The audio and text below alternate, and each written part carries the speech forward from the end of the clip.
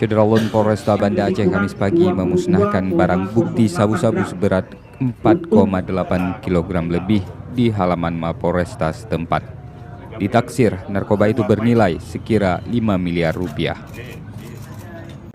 Barang haram itu Syederalun disita polisi dari dua tersangka berinisial AA dan FS dalam penangkapan yang berlangsung di Bandara Internasional Sultan Iskandar Muda Blang Bintang Aceh Besar.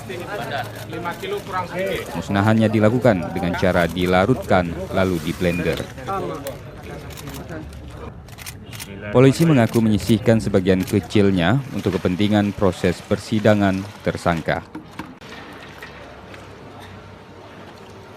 Untuk proses pengadilan kita sudah sisihkan sebagian kecil, tapi sebagian besar kita lakukan pemusnahan untuk tidak terjadi penyimpangan atau penyalahgunaan atau ada kelalaian petugas, nanti kita harapkan tidak terjadi, sehingga sebelum kita musnahkan pun kita lakukan tes dulu, tes kit, jangan sampai barangnya sudah ditukar.